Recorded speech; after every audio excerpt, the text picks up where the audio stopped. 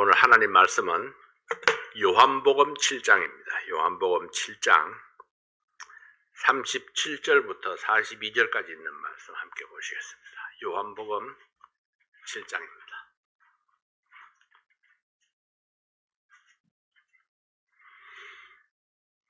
요한복음 7장 37절입니다.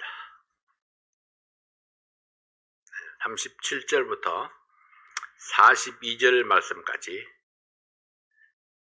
함께 읽겠습니다.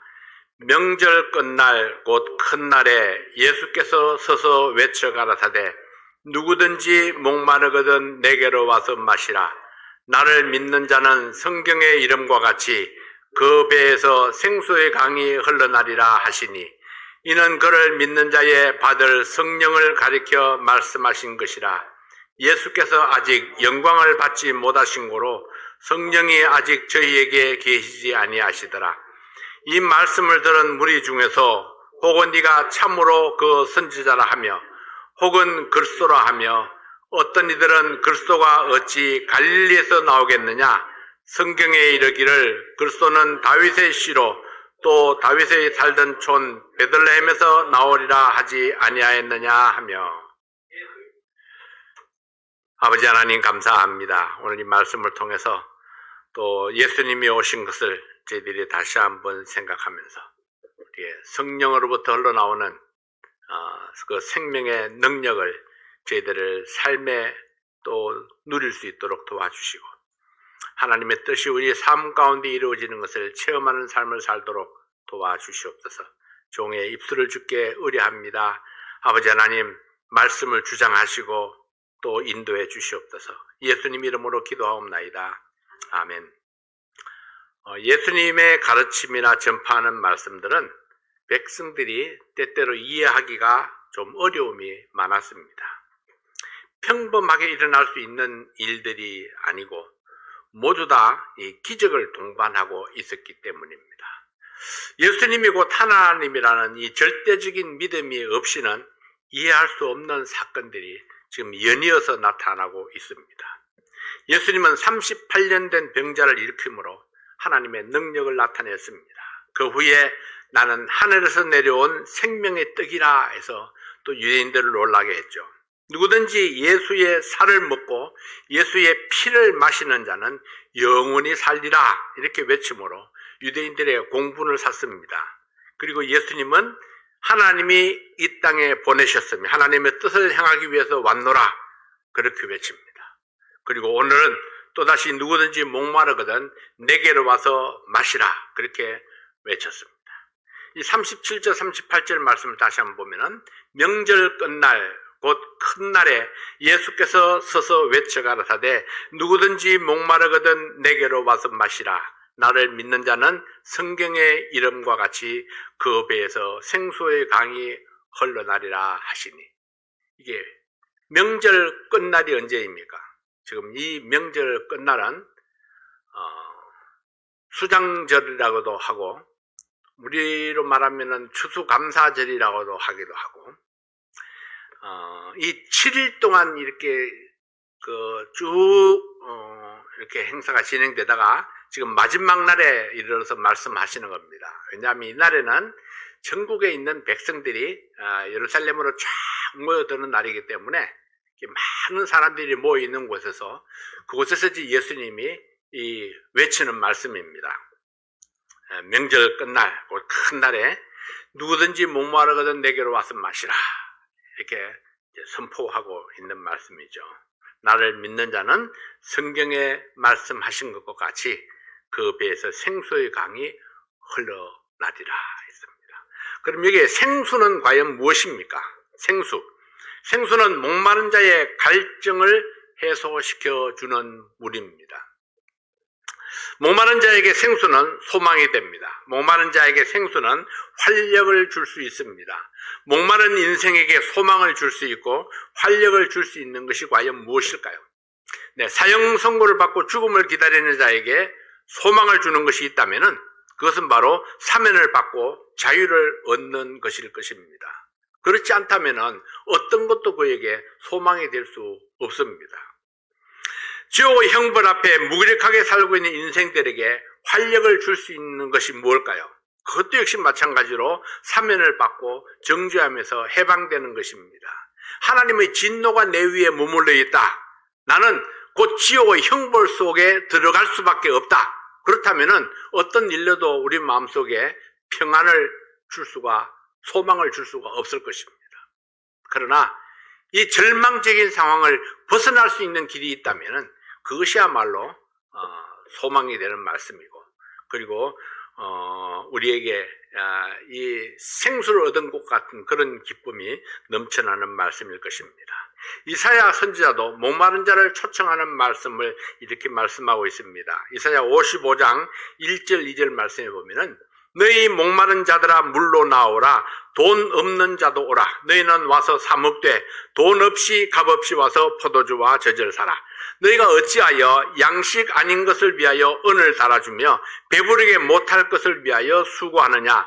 나를 청종하라. 그리하면 너희가 좋은 것을 먹을 것이며 너희 마음이 기름진 것으로 즐거움을 얻으리라.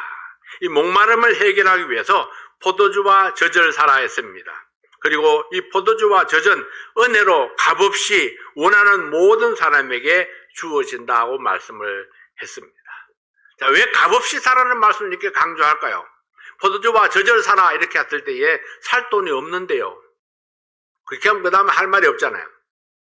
근데 이 주님께서 우리에게 주시는 것은 포도주와 젖을 사되 값없이 공짜로 살 수 있는 길을 말씀하고 있는 것입니다. 우리의 목마름을 해결할 수 있고 배고픔을 해결할 수 있는 우리의 근본적인 문제를 해결할 수 있는 길을 값없이 돈 없이 얻을 수 있는 길을 하나님께서 제시하고 있는 것입니다. 목마름을 해결하기 위해서 생수를 마시라. 목마름을 해결하기 위해서 포도주와 젖을 마시라. 이 생수는 돈으로 사는 것이 아니다. 돈 없는 자도 와서 생수를 마실 수 있습니다. 모두 다 은혜로 값없이 주어지고 그것은 바로 예수 그리스도에게서 얻을 수 있다고 선포했습니다. 예수 그리스도는 생수를 값없이 주시는 분이시고 포도주와 젖을 값없이 주시는 분이십니다. 그렇다면은 생수나 포도주나 젖은 모두 같은 것을 의미하는 것입니다. 예수님은 목마름을 해결해 주지 못하는 것을 위해서 수고하는 유대인들에게 새로운 길을 제시했습니다. 어찌하여 양식 아닌 것을 위하여 수고하고 배부르게 못할 것을 위해서 값을 지불하느냐. 이사야 선지자는 목마름을 해결하고 배고픔을 해결하는 유일한 비결이 있다고 선포했던 것입니다. 너희는 귀를 기울이고 내게 나와 들으라. 이사야 55장 3절 말씀이죠. 그리하면 너희 영혼이 살리라. 내가 너희에게 영원한 언약을 세우리니 곧 다윗에게 허락한 확실한 은혜니라. 계속해서 이사야는 해답을 제시하고 있죠. 오직 예수님께 나오면, 예수님의 말씀을 청종하면 목마름을 해결하고 내 영혼이 삶을 얻고 영원한 생수가 넘쳐나게 될 것이라 그렇게 말씀을 하신 것입니다. 예수님께서 와서 마셔야 될 생수는 무엇입니까? 이어지는 말씀이 해답을 주고 있습니다. 예수님은 곧이어서 성령에 대해서 말씀을 전하고 있습니다. 요한복음 7장 39절 말씀에 보면은 이는 그를 믿는 자에 받을 성령을 가리켜 말씀하신 것이라. 예수께서 아직 영광을 받지 못하신 고로 성령이 아직 저희에게 계시지 아니하시더라. 성령이 아직 그들에게 내려지지 않았지만은, 그러나 이제 곧 예수님께서 약속하신 성령을 받게 될 터인데 그 성령은 우리의 목마름을 해결해 줄 수 있다 이렇게 말씀하시죠. 성령은 마치 생수와 같아서 모든 목마른 자의 갈증을 시원하게 해결해 줄 수 있다는 것입니다. 여기서 말씀하고 있는 생수의 강이란 바로 예수 그리스도를 믿을 때에 그 심령 가운데 찾아오시는 성령을 말씀하고 있습니다. 다른 말로 하면은 성령을 마음에 모시면은 영원히 흘러넘치는 기쁨과 만족을 경험하며 살아간다는 말씀입니다. 성령이 내 마음속에 흘러넘치면은요. 말라버리는 게 아니고 흘러넘치면은, 성령이 내 마음속에 흘러넘치게 해야 되는 것입니다. 다시 말하면은 성령이 내 마음속에서 활동하게 해야 된다는 것입니다. 이 당시에 사람들은 아직 성령을 받지 못했습니다. 예수님의 말씀을 듣고 믿고 함께 했지만은 아직 십자가 사건 전이었고, 이 말씀은 미래형으로 쓰여졌습니다. 예수께서 영광을 받으신 후에, 즉 부활하고 성천하신 후에 오순절날 약속의 성령을 받게 될 것이다. 그때가 되면은 성령이 우리 마음속에 흘러 넘치면은 이제 목마름을 해결할 수 있을 것이다 하는 그런 이야기죠. 근데 그 성령을 받기 위해서는 예수님께로 와야 된다. 예수님의 약속하신 오순절 이후부터는 예수 믿고 영접하는 즉시 성령을 받았습니다. 계집종의 말 한마디에도 벌벌 떨며 예수를 부인하다 못해 저주까지 했던 도망갔던 제자 베드로가 완전히 변했습니다. 성령을 받고 난 후에 완전히 변하죠. 예수로 인한 기쁨이 생수의 강같이 심령에 흘러 넘쳤습니다. 이제는 죽음이 두렵지 않습니다. 로마의 군병들이 두렵지 않습니다. 성령이 그 마음속에 흘러 넘칠 때에 위험이 없어서가 아닙니다. 여전히 위험이 있습니다. 여전히 맞을 수 있고 고난을 당할 수 있고 생명의 위협이 있습니다. 그럼에도 불구하고 그 마음속에 평강이 흘러 넘쳤다는 것입니다. 제자들은 예수님 때문에 채찍을 맞고 감옥에 갇히면서도 오히려 기뻐하고 즐거워했습니다. 사도행전에 보면은 그런 말씀들이 쭉 나오죠. 채찍에 맞으면서도 오히려 감옥에 갇혔어도 찬송하고 하나님께 감사하고 영광을 돌렸던 제자들.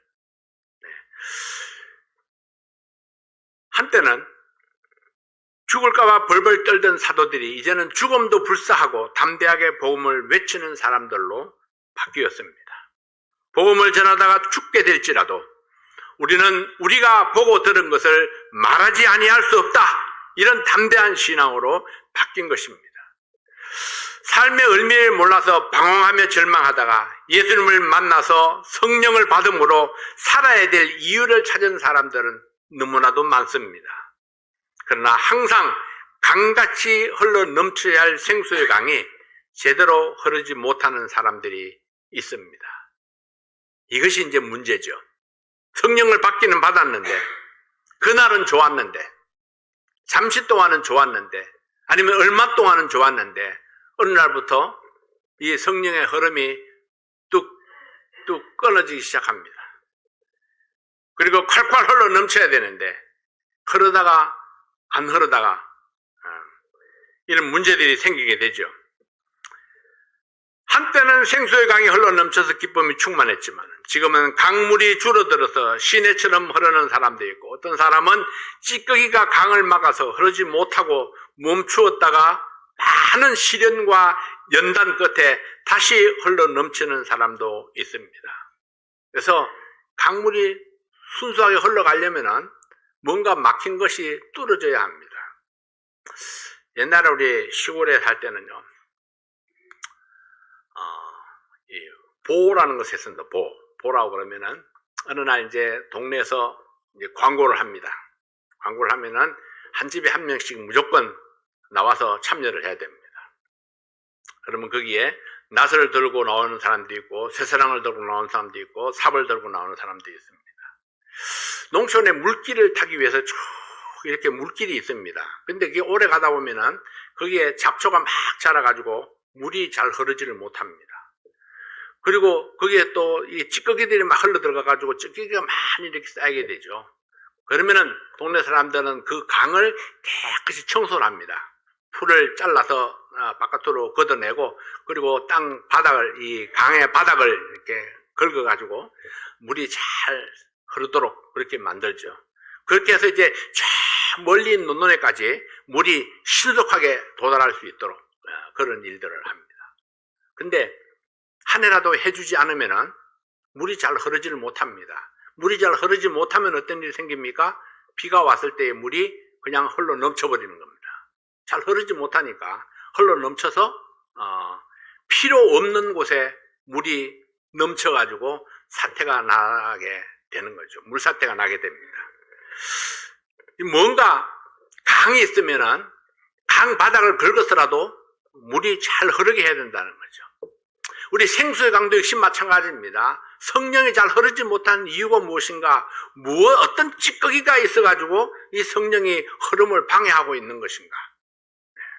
내 마음속에 찌꺼기가 있다면, 내 마음속에 죄로 인한 노폐물이 있다면, 그래서 우리가 날마다 그것을 긁어내고 청소를 하고 이 강같이 흘러가도록 그렇게 만들어 가야 한다는 것입니다. 그래서 주님께서는 만일 우리가 우리 죄를 자백하면 저는 밉보시고 의로우사 우리 죄를 사하시고 이렇게 말씀을 하죠. 모든 불의의 수리를 깨끗게 하신다. 날마다 우리가 우리 자신을 살피면서 과연 생수의 강이, 성령의 강이 내 속에 잘 이렇게 물처럼 흘러가고 있는가? 그렇지 않다면은, 그렇지 않은 이유가 무엇인가? 우리가 그 원인을 찾아서 그것을 내가 회개하고 버리고 깨끗하게 해서 하나님의 성령이 흘러 넘칠 수 있도록 해야 된다는 것입니다. 어떤 사람은 변함없이 넘치는 생수의 강을 흡족하게 마시면서 기쁨과 감격 가운데 사는 사람도 있게 되는 거죠. 우리가 원하는 바는 바로 그것입니다. 항상 성령께서 내 마음속에 잘 흘러 넘쳐서 그래서 내가 이 목마르지 아니하고 고갈되지 아니하고 필요한 때에 필요적절하게 공급받을 수 있도록 하는 것. 이것이 우리가 기쁨의 삶을 살 수 있는 비결입니다. 자, 누가 생수를 받아 마실 수 있습니까? 두 번째로 누가 생수를 받아 마실 수 있습니까? 주님께서는 누구든지 목마르거든 내게로 와서 마시라 이렇게 말씀했습니다. 누구에게나 기회가 있지만은 모든 사람이 마시는 것은 아닙니다. 누구든지 목마른 사람이면 누구든지 기회가 있습니다. 그러나 목이 마르다고 느끼는 사람만이 생수를 받아 마시러 나오겠죠. 근데 목이 말라도 또 안 마시는 사람도 있습니다. 생수의 필요성을 알고 생수를 마시러 나오는 사람만이 생수를 받아 마실 수 있습니다. 누구에게나 기회가 있지만은 모든 사람에게 강제로 마시게 하지는 않습니다. 다만 원하는 사람은 누구든지 생수를 받아 마실 수 있는데 그 생수는 강물같이 흘러넘쳐서 결코 부족함이 없다는 것입니다. 그러나 실제적으로 모든 사람이 다 예수님께 와서 생수를 마시지 아니했습니다. 왜 그럴까요?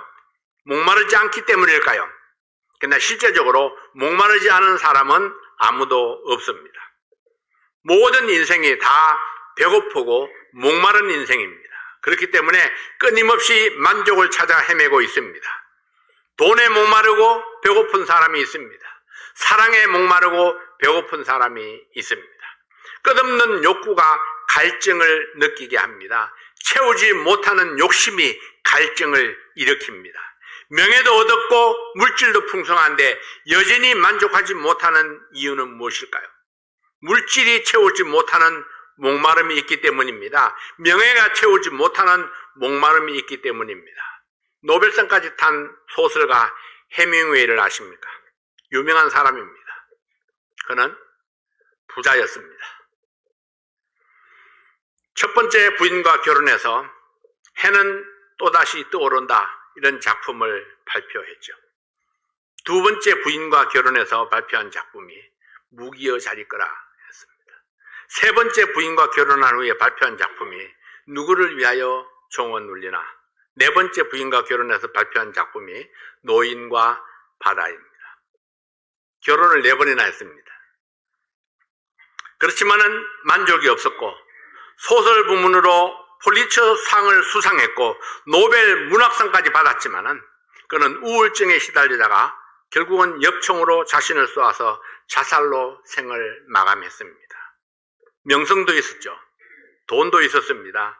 그만하면 성공한 사람이었는데 끝내 자살로 인생을 마감했습니다. 그는 이렇게 말했습니다. 내 인생은 전류의 흐름이 그치고 필라멘트가 끊어진 텅 빈 전구 같다. 육체파 배우로 유명한 마릴린 먼로. 그녀는 왜 자살했을까요? 돈이 없었나요? 인기가 없었나요? 아니면 명예가 없었나요? 그는 지금까지도 유명한 사람입니다. 그녀는 평생 써오 남을 만큼의 돈이 있었습니다. 인기도 있었고 명예도 얻었습니다. 그러나 그 어느 것도 내면 세계의 목마름을 채워주지 못했습니다. 우리 한국 사람들이 잘 아는 현대 회장 정몽원 씨는 왜 자살했을까요? 돈도 있을 만큼 있고 명예도 있을 만큼 있었지만 검찰 수사가 너무 가혹해서일까요? 아닙니다. 결국 영혼의 목마름 때문이었습니다. 어떤 일이 있다 할지라도 그 마음속에 소망이 있었다면, 주님을 향한 감사가 있었다면, 주님을 바라보는 그런 믿음이 있었다면 결코 허무하게 생을 마감하지는 않았을 것입니다. 무엇이 우리 인생을 값지게 하고 무엇이 우리 인생을 아름답게 하나요? 무엇으로 내 영혼의 갈증을 해소할 수 있을까요? 그 영혼이 생수이신 예수로 채워졌다면, 예수님으로 인해서 영원한 생명과 소망을 발견했다면 그들은 결코 자살로 생을 마치지는 아니었을 것입니다. 오히려 시련을 딛고 그것을 멋진 재기의 기회로 삼았을 것입니다. 따지고 보면은 모두 다 목마른 인생입니다. 근데 한 가지 의문이 생기지 않나요? 그러면 왜 그들은 생수를 찾아 마시지 않았는가? 첫째는 갈증의 정체를 잘 몰랐기 때문입니다. 무엇이 이토록 목마르게 하는지 몰랐기 때문입니다. 그래서 돈으로 해결하려 했지만은 실패했고, 명예로 해결하려 했지만은 역시 실패했습니다. 갈증의 원인, 나를 끝없이 목마르게 하는 것, 그것은 내 영혼이 닻을 내리지 못했기 때문입니다. 히브리서 6장 19절에는 이렇게 말씀합니다. 히브리서 6장 19절입니다. 우리가 이 소망이 있는 것은 영혼의 닷 같아서 튼튼하고 견고하여 휘장 안에 들어가나니, 결국 내 영혼이 소망을 갖는다면은, 이 소망은 영혼의 닷 같아서 튼튼하고 견고하게 나를 흔들리지 아니하게 잡아주지만은, 그러나 소망이 없다면은, 영혼의 닻이 없다면은 파도가 치는 대로 밀려다니고 좌충우돌할 수밖에 없다는 것입니다. 결국 내 영혼의 소망을 갖지 못했기 때문입니다. 누가 병원에 가는가요? 아픈 사람이 간다고? 아픈 사람이 병원에 가나요? 아니요. 그 대답도 일리가 있습니다만은 아프다고 다 병원에 가는 게 아닙니다. 아파도 안 가는 사람이 얼마나 많습니까? 어떤 사람은 자기가 병들었다고 알면서도 병원에 가지 않습니다. 병원에 가서 치료받기 원하는 사람, 병원에 가면 치료를 받을 수 있다고 믿는 사람이 병원에 갑니다. 내가 이렇게 아픈데 병원에 가면 한 방이면 딱 끝나. 그럼 그 사람 금방 병원에 가죠. 안 갈 이유가 없습니다. 근데 잘 안 가요. 저 같은 사람이.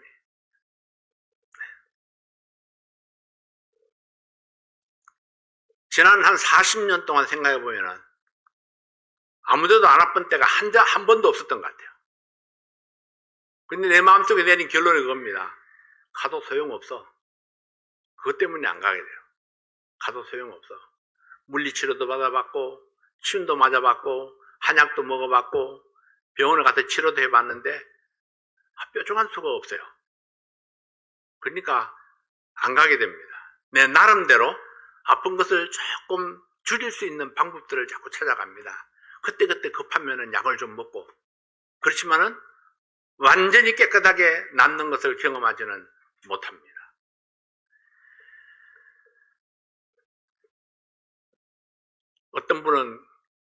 어떤 의사는 그랬어요. 내가 왜 목이 아픕니까? 그랬더니 의사가 하는 말이, 사진도 찍어보고 뭐 열심히 이렇게 조사를 해보더니 목이 석회화가 돼서 석회같이 딱딱하게 됐다는 거예요, 목이. 그래서 그럼 어떻게 해야 됩니까? 이게 나을 수 있는 방법이 없다는 겁니다. 나을 수 있는 방법이 없다고 그러는데 그 의사에게 또 가겠습니까? 당연히 안 가죠. 제가 목이 자꾸 이렇게 아파서 이제 이비인후과에 갔습니다.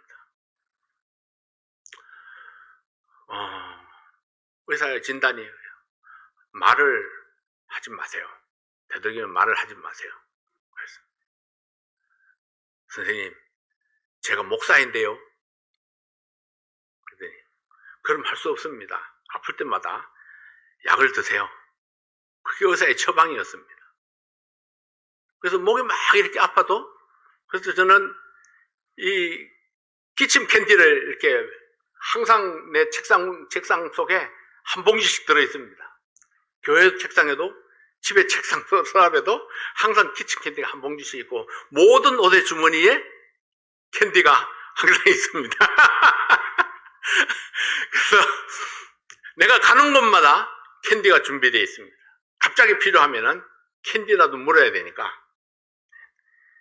자, 의사에게 가면은 나을 수 있다는 확신이 돼야 되는데 그게 없으니까 안 가지게 되죠. 왜 사람들이 생수이신 예수를 찾지 않는가요? 모든 사람들이 다 목마르지만은 왜 목이 마른지를 모르고 어떻게 목마름을 해결할 수 있는지 모르기 때문입니다. 예수님께 가면은 목마름을 해결할 수 있다는 그 믿음이 없기 때문에 예수님께 나오지 않는 거죠. 그래서 예수님이 오늘 초막절로 모인 사람들을 향해서 큰 소리로 외쳤습니다. 요한복음 7장 37절 38절에 명절 끝날 곧 큰 날에 예수께서 스스로 외쳐가라사대 누구든지 목마르거든 내게로 와서 마시라. 나를 믿는 자는 성경의 이름과 같이 그 배에서 생수의 강이 흘러나리라 하시니, 목마름을 해결할 수 있는 길이 있다고 외쳤지만은 누구든지 와서 마실 수 있다고 전파했지만은 예수를 찾아 나오는 사람은 극히 적었습니다. 그들은 왜 갈증이 있는지 그 갈증의 정체를 알지 못했고 예수님의 말씀을 무시했기 때문입니다. 두 번째는 갈증이 해소될 수 있다는 믿음이 없기 때문입니다. 예수님께로 가면은 모든 갈증이 해소될 수 있다는 믿음이 없기 때문에 갈증으로 고통을 당하면서도 생수를 향해 나아가지를 않았습니다. 왜 그럴까요? 속고 속이는 세상에서 너무나 오랫동안 너무나 자주 실망하고 속고 또 속았기 때문입니다. 진짜와 가짜를 분별하기 어려운 시대를 살아가고 있습니다. 믿었던 사람들에게 배신당하는 아픔을 겪었고 나도 모르는 사이에 믿음을 배신하고 자신의 이익을 위해서 누군가를 아프게 하는 일이 비일비재했습니다.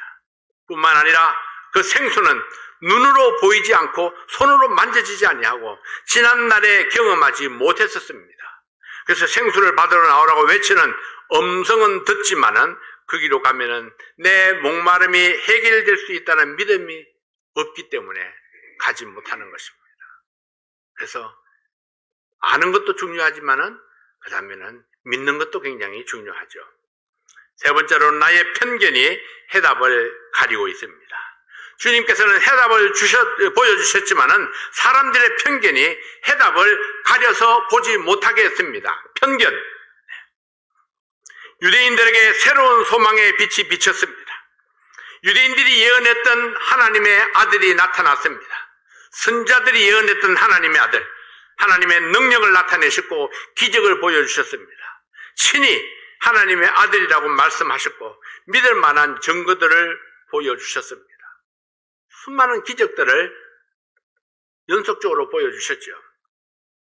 사람으로서는 할 수 없는 일들, 하나님으로서만 할 수 있는 그런 기적들을 보여주셨습니다. 그리고 말씀하셨습니다. 믿을 만한 증거들 후에 명절 끝날 곧 큰 날에 예수께서 서서 외쳐가라사대 누구든지 목마르거든 내게로 와서 마시라. 나를 믿는 자는 성경의 이름과 같이 그 배에서 생수의 강이 흘러나리라. 그러나 그들은 예수님께로 나가지 못했습니다. 예수님에 대한 편견 때문이었습니다. 갈릴리는 이 나라에서 시골이었습니다. 그들의 생각에는 갈릴리 같은 시골에서 어찌 영웅이 날 수 있겠는가? 요한복음 7장 41절에 혹은 그리스도로 하며 어떤 이들은 그리스도가 어찌 갈릴리에서 나오겠느냐? 갈릴리에서 무슨 선한 것이 날 수 있겠는가? 그러나 실상 예수님은 베들레헴에서 탄생했습니다. 그리고 갈릴리에서 자랐습니다. 근데 어디든 무슨 상관인가요? 갈릴리가 되었든 베들레헴이 되었든 예루살렘이 되었든 하나님은 어디로든지 보낼 수 있습니다. 예수님은 어디로든지 오실 수 있습니다. 어느 지역이 중요하지 않습니다. 지역 때문에 편견을 가진 자는 주님께서 주시는 생수를 받아 마실 수가 없습니다. 누가 생수를 받아 마실 수 있습니까? 갈증의 원인을 깨달은 사람입니다. 내 갈증의 원인은 돈이 없어서가 아닙니다. 명예가 없어서도 아닙니다. 영원한 소망이 없기 때문입니다. 하나님 앞에 범죄함으로 하나님의 정죄 아래에 있어서 이미 지옥의 심판을 받았기 때문입니다. 이 근본적인 문제가 해결되지 아니하고는 결코 우리의 목마름이 해결될 수가 없습니다. 내 영혼의 갈증이 해결되지 않는 이유가 해결되지 못한 죄 때문이라는 사실을 깨달을 때에 생수를 마시기 위해서 예수님께로 나아갈 수 있습니다. 누가 생수를 마실 수 있습니까? 예수님이야말로 생수에 근원되는 유일하신 분임을 믿고 예수님을 영접하는 사람입니다. 죄의 근원이 무엇이었습니까? 예레미야 2장 13절에 이렇게 말씀합니다. 예레미야 2장 13절입니다. 내 백성이 두 가지 악을 행하였나니 곧 생수에 근원되는 나를 버린 것과 스스로 웅덩이를 판 것인데 그것은 물을 저축지 못할 터진 웅덩이라. 생수에 근원되는 예수를 버린 것이 첫 번째 죄였습니다. 이제 다시 생수를 얻으려면 생수의 근원 대신 예수님을 영접함으로 예수님을 통해서 생수를 끝없이 공급받을 수 있습니다.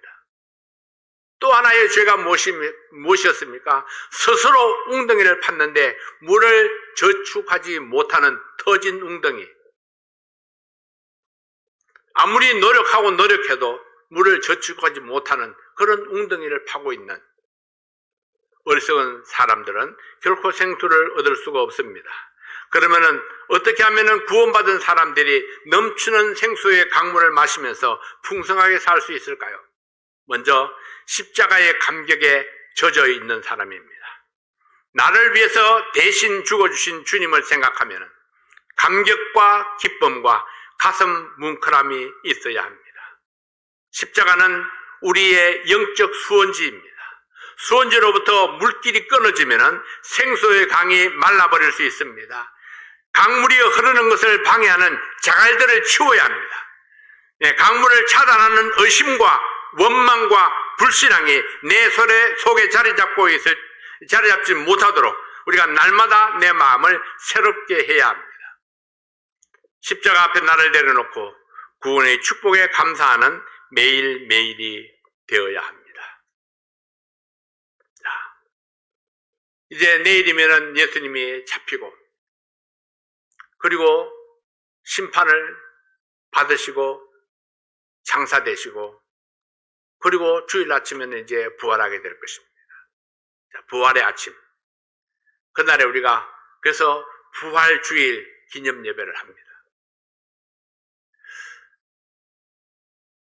예수님을 생각하면은 그 부활을 생각하면은 그러니까 주일 그 주님의 날을 생각만 해도 나를 구원하신 주님께 대한 그 감격과 기쁨과 감사가 흘러 넘쳐야 됩니다. 그 주님께 대한 감사가 있다면은 십자가에 대한 그 감격이 있다면은 우리는 늘 생수의 강이 내 속에서 흘러 넘치게 할 수 있을 것입니다. 때때로 우리가 잊어버리기 때문에 무시하기 때문에 또 어떤 이유들 때문에 내가 그 감격을 무시하기 때문에 감사하지 못하기 때문에 그래서 내가 생수의 강이 흘러내리는 것을 방해하고 차단하고 중단하게 되는 것입니다. 또한 성령의 인도를 따라가야 합니다. 구원받은 후에 우리는 육신의 지배를 받을 수도 있고 성령의 지배를 받을 수도 있습니다. 갈라디아서 5장 16절에서는 성도들이 이렇게 말씀하죠. 너희는 성령을 쫓아 행하라. 그리하면 육체의 욕심을 이루지 아니하리라. 이렇게 말씀을 했습니다. 성도 가운데에는 육체를 따라 사는 사람이 있다는 말입니다. 구원받은 성도라고 다 신령한 것이 아닙니다. 구원받고도 성령을 모시고도 자아중심적인 삶을 살아가는 성도들이 있습니다. 내 인생의 운전석에 주님을 모시고 주님 뜻대로 운전하게 해야 합니다. 내가 운전석에 앉아서 내 마음대로 운전하고 주님을 손님으로 태우고 다니는 성도들, 결코 주님의 뜻을 따른다고 말할 수가 없죠. 이런 성도는 구원을 받았어도 생수가 강같이 흐를 수가 없습니다. 강한 자아가 깨어져서 매 순간 성령의 음성에 민감하게 반응할 때에 우리가 영적으로 풍성한 삶을 살 수 있습니다. 주님은 우리에게 생수를 주기 원하시는 분이십니다. 그리고 그 생수가 강처럼 흘러 넘치기를 원하십니다. 누가 그 생수를 마실 수 있나요? 자신의 목마름을 느끼는 사람. 네, 오늘 이 성령의 생수가 여러분의 삶 속에 강같이 흘러 넘치기를 바랍니다. 비결이 뭐라고요? 네, 주님이 내 인생의 운전대를 잡는 것입니다. 주님이 내 인생의 운전대를 잡았다 하는 것은 주님이 나를 인도해 가는 대로 내가 순종하고 복종하겠습니다. 하나님의 말씀이 내 마음의 법입니다. 그렇게 하는 사람만이 우리가 주님을 기쁘시게 할 뿐만 아니라 성령께서 내 삶 속에서 흘러 넘치는 그 생명의 축복을 얻게 하는 비결입니다. 기도하겠습니다. 아버지 하나님 감사합니다. 오늘도 하나님께서 우리에게 이 생수가 흘러 넘치는 성령이 생수가 되어서 우리의 삶 속에 흘러 넘치는 삶을 살기를 원합니다. 주님께서 말씀하셨고 주님께서 공급하시고 또 우리가 믿음으로 받을 때에 하나님께서는 놀라운 기쁨의 삶을 누리게 하시고 내 삶 속에 풍성한 삶을 누리게 하시는 줄로 믿습니다. 아버지 하나님, 우리 부활주의를 앞두고 또 저희들이 예수님의 그 십자가에 감격하고 기뻐하고 감사하는 그런 저희들 되게 도와주시고 내 마음속에 모신 성령께서 강물같이 흘러넘치는 그런 한 주간 될 수 있도록 축복해 주시옵소서. 예수님 이름으로 간절히 기도하옵나이다. 아멘.